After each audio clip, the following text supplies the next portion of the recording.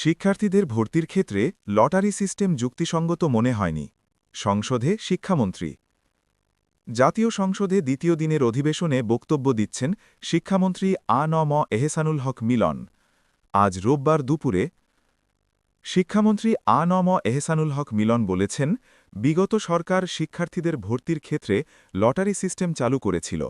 তার কাছে এটাকে যুক্তিসঙ্গত মনে হয়নি। আগামী শিক্ষাবর্ষে ভর্তির পদ্ধতি নির্ধারণের জন্য অংশীজনের সঙ্গে আলোচনা করে সবার অভিমত নিয়ে ভর্তির বিষয়ে চিন্তা করা হবে। জাতীয় নাগরিক পার্টির সংসদ সদস্য হাসনাত আবদুল্লার প্রশ্নের জবাবে মন্ত্রী একথা বলেন। আজ রোববার ত্রয়োদশ জাতীয় সংসদের প্রথম অধিবেশনে দ্বিতীয় দিনের মতো অধিবেশন বসে। দেশে ৯,০০০ ধর্মীয় শিক্ষক নিয়োগের উদ্যোগ নেওয়া হয়েছে। শিক্ষামন্ত্রী: তবে নিয়োগের যোগ্যতা ও সনদ নিয়ে একটি জটিলতা রয়েছে। তিনি আশা করেন এটি কাটিয়ে শিগগির এই নিয়োগ প্রক্রিয়া সম্পন্ন করা যাবে। শিক্ষামন্ত্রী আরও বলেন, ধর্মীয় শিক্ষা বলতে শুধু ইসলামিক শিক্ষা নয়, সব ধর্মের অনুভূতিকেই প্রাধান্য দিয়ে কাজ এগিয়ে নেওয়া হচ্ছে।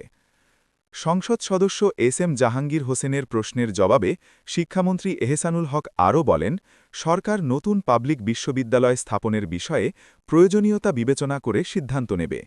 বর্তমানে দেশে ৫৭টি পাবলিক বিশ্ববিদ্যালয় রয়েছে। বর্তমান সরকার এগুলোর মানোন্নয়নের বিষয়ে বদ্ধপরিকর। সরকার নতুন পাবলিক বিশ্ববিদ্যালয় স্থাপনের বিষয়ে প্রয়োজনীয়তা বিবেচনা করে পরবর্তী সিদ্ধান্ত নেবে।